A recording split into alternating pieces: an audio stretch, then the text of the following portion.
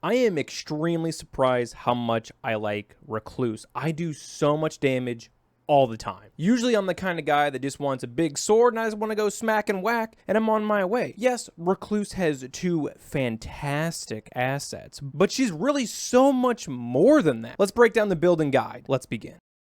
Elemental defense is not complicated, but I think a lot of people are trying to make it more than what it is. Most weapons have an affinity, or let's just say an element. Fire, ice, lightning, holy. And what you're doing is when you attack with that weapon that has that element, you are tagging the enemy. You need to do this to activate your Magic Cocktail, which we will go over. Managing Recluse's FP is essential, but it is not hard to do. So let's just break down Magic Cocktail. Now, Magic Cocktail is what makes the Recluse so complex. So just for an example, let's say you have a fire staff and you are applying fire damage. Now that you have applied your fire damage, you can use Magic Cocktail and pull the fire to you, and that will be indicated at the bottom of your screen. Once you have 3 of these, you get to activate the Magic Cocktail, the special ability that you're going to get. There are a lot of combinations from damage to buffs to encasing yourself in ice to become completely invincible, which is really cool. But what you need to remember is that is all depending on what affinity or the element you are applying. Also, using Magic Cocktail is going to keep your FP topped off. If you are not applying an element or your teammates are not applying an element, you will not get FP back. Soul Blood Song is your ultimate, and it pairs extremely well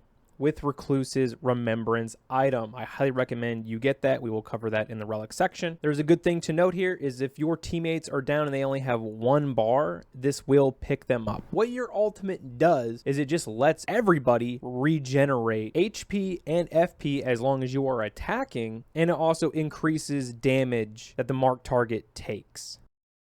Now for relics, the one that I will never take off is part of her quest line, and that is the Bone-like Stone. What this does is when you activate the ultimate, you get more HP, like it raises your max HP.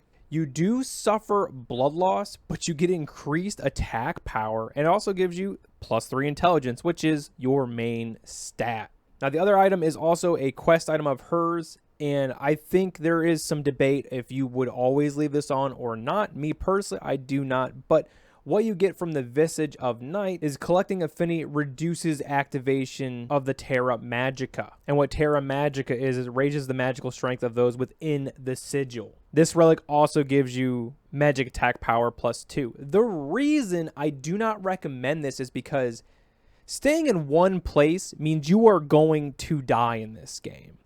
So I don't really recommend that. There is an argument to be made that yes, you get a power boost and you can do a lot more damage, but I just find if you are in one spot for too long, you are going to have a bad time. Now, one relic that I always have on is either max FP up with 3 sacred seals or staves. And the reason for that is your bread and butter. That is your kit. Those are your weapons you are always going to use. People are sleeping on the sacred seals. Recluse does so much damage with lightning. She scales very well. Other stats for your relics is intelligence and mind. Those are extremely good. There is a relic buff that increases max FP permanently every time you do the little sorcerer tower. You want to go seek those out because 1, you are getting items literally meant just for you. Yeah, there's some in there for Duchess and the Revenant, but really those are meant for you. All right, let's go over the best weapons. Now I'm going to talk about spells because, that's what you're really looking for, not so much the staff themselves. Briar's Punishment is one of my favorite spells. It is the Thorn sorcery that does blood and does bleed on people. It's so good. The spell cost is low.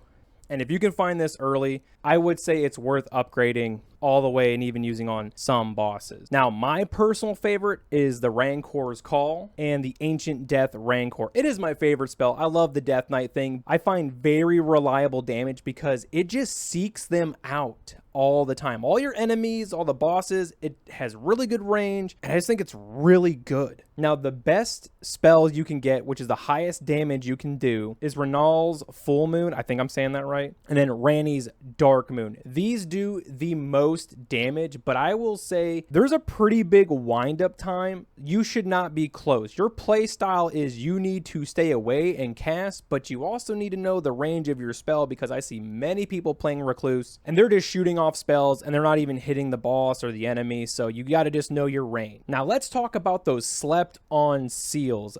For me personally, I said earlier, Lightning is so easy to find. It has great range. It has good damage. It's so reliable. If you can find this, upgrade it. Next up is the Black Flame. Again, something very easy to find. These two spells alone are what you're going to find the most of, and it'll always be good. Now, for your passive on weapons or just passive after bosses, anything that's going to lower FP cost, generate FP cost, negate damage while charging your attack, or anything or any talisman that's going to improve your sorceries, your incantations, or reduce the charge time. I think reduced charge time is pretty OP too.